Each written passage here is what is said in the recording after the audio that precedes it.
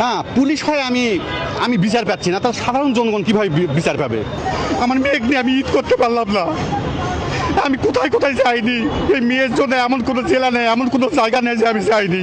তাই আপনাদের কাছে আমার দাবি, আপনার এই খবরটা সব জায়গায় সারা দেশে পরিয়া করে দেন। আমি বাংলাদেশে একজন পুলিশ সদস্য, পুলিশ কনস্টেবলে আছি, বগুড়া জেলা আদমদিঘি থানায় কর্মরত। তো আমার পহেলা মেয়ে অপহরণ হয় আদমদিঘি থেকে। তো এই বিষয়ে আমি যে থানায় চাকরি করি, ওই থানায় ওসির কাছে গেলাম মামলা করতে। ওসি আমার কাছে মামলা নেই না, উনি এক কথায় সরাসরি আমার কাছে ঘুষ দাবি করে, তাহলে আমার মেয়েকে তাড়াতাড়ি সে উদ্ধার করে দেবে।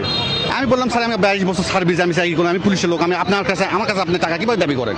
তখন আমি ডিআইজি স্যারের কাছে ফোন করলাম যে আমার মেয়ে অপহরণ হয়েছে স্যার, থানায় কোনো মামলা নেই না, ওসি কিচ্ছু করেন না স্যার, জিডি নেই না, আমি কী করবো? ওসিকে ফোনটা দেবো, আমি কথা বলতেছি। তখন ডিআইজি স্যার ওসির সঙ্গে কথা বললো, তখন ওসি বাধ্য হয়ে একটা জিডি করলো। সেই জিডিটা আবার অনেক নর্মাল। আমার মেয়ে হারে গেছে, আমি কীভাবে অবস্থা আছে জানেন তো, অপারেটর দিয়ে একটা নর্মাল জিডি করলো, গেল।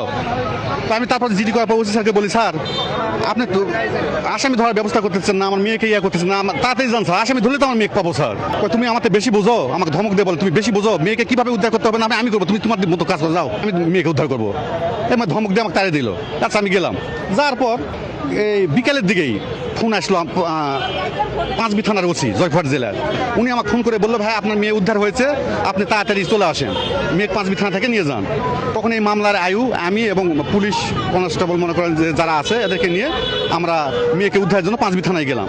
তখন পাঁচবি থানার ওসি, তারপর নাজমুল চেয়ারম্যান এবং আসামিরা আমাকে, ওসির পক্ষে কিন্তু এগুলো কথা হচ্ছে বৈঠক, আমাকে বলে অপহরণ বিষয়ে কোনো মামলা করতে পারবো না, না দাবি নামায় সই করেন, আমরা মেয়ে আমাদের হেফাজত আছে, ওসি আর নাজমুল বলে আমরা মেয়েকে নিয়ে এসে দিচ্ছি আপনার। আমি যখন না দাবি নামায় সই করিনি, আমি তো মামলা করেই ফেলছি অলরেডি, আর জিডি করছি, মামলা তো করবোই, মেয়ে অপহরণ আমি করবো না ভাই, আমি আমার করবো না। তখন আমি যখন অস্বীকৃতি জানাই, তখন ওসির রুম থেকে চেয়ারম্যান হচ্ছে আসামিদেরকে নিয়ে পালিয়ে চলে গেল। ঠিক আছে, তারপর আমি এখান থেকে আসে 5 তারিখে, যখন ওখানে বিচার পেলাম না, মেয়েকে পেলাম না, 5 তারিখে বগুড়া নারী শিশু নির্যাতন দমন আদালতে এই যেসব ঘটনা আপনাকে খুলে বললাম, এইভাবে আদালতে সব কিছু আমার ম্যাজিস্ট্রেটের কাছে আমি সম্পূর্ণ কথা বলি যে এই ঘটনা স্যার। তখন এই বিষয়ে মামলা হয়। মামলা হওয়ার পর এটার আয়ু দেয় হচ্ছে আমি যে থানায় চাকরি করি, ওই থানার আয়ু হচ্ছে এন্তাজুল হক, সাব ইন্সপেক্টর এন্তাজুল হক, তাকে দেয় দায়িত্ব যে তাড়াতাড়ি ভিকটিম উদ্ধারের জন্য, যেহেতু নাবালিকা তার পান্নাসের সমস্যা আছে, ভিকটিমকে দ্রুত উদ্ধার করার জন্য বলে আদালত। তিনি গাবালেতে করলো যে ওসির সঙ্গে যোগ সাজসী, ইনি ওই একই পথে চলতেছে, কালক্ষেপণ করতেছে, গাবালতি আমার মেয়েকে কোনো উদ্ধার করেনি।